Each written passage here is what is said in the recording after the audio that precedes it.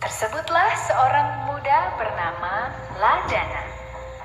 Ia adalah seorang anak petani dari Toraja. Meski tidak berpendidikan tinggi, Ladana sangat terkenal akan kecerdikannya. Ia bisa berpikir dan melakukan yang mungkin tidak pernah terpikirkan orang lain.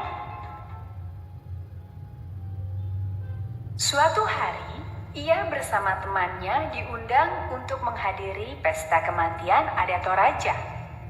Dalam adat tersebut, Ladana beserta tamu-tamu yang lain akan mendapat daging kerbau dari tuan rumah.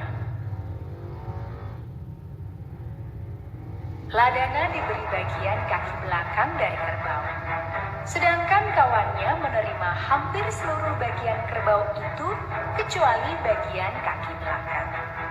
Hal ini membuatnya jadi iri. Lalu, Ladana pun mendadak punya akal agar ia memiliki bagian yang lebih besar. Ia mengusulkan pada temannya untuk menggabungkan daging-daging bagian itu dan menukarkannya dengan seekor kerbau hidup. Hai teman, bagaimana jika daging jatahmu dan daging jatahku kita satukan dan kita tukarkan dengan seekor kerbau hidup?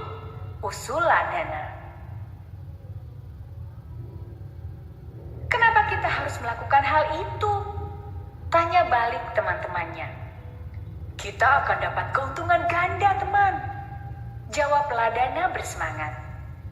Kalau daging-daging itu bisa kita tukar dengan seekor kerbau, kita bisa memelihara kerbau itu dan akan dapat daging yang lebih banyak. Temannya itu berpikir dan setuju. Lalu mereka berunding dengan tuan rumah.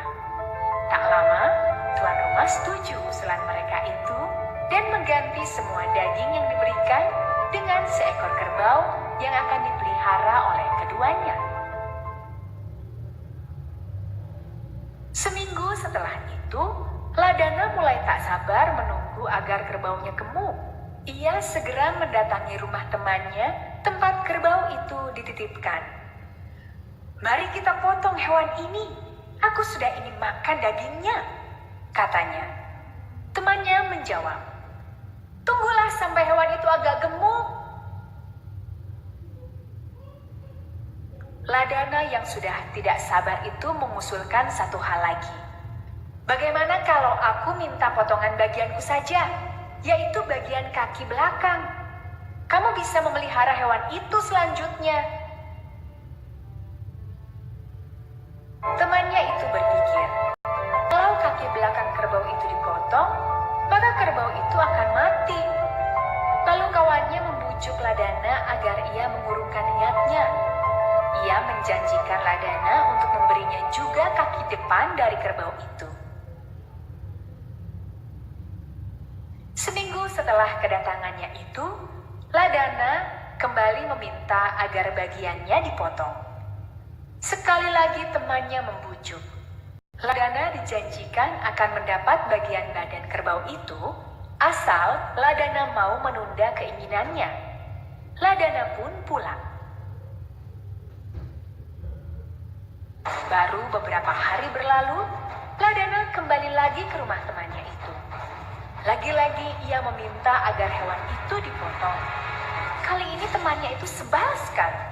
Ia naik darah karena berulang kali ditagih. Lebih baik kamu ambil saja kerbau ini sekalian dan jangan datang lagi untuk menggangguku, seru teman Ladana itu dengan jengkel sambil menyerahkan kerbau yang dimaksud. Lalu bagaimana dengan Ladana? Ladana ternyata pulang dengan gembira dan senang sambil membawa seekor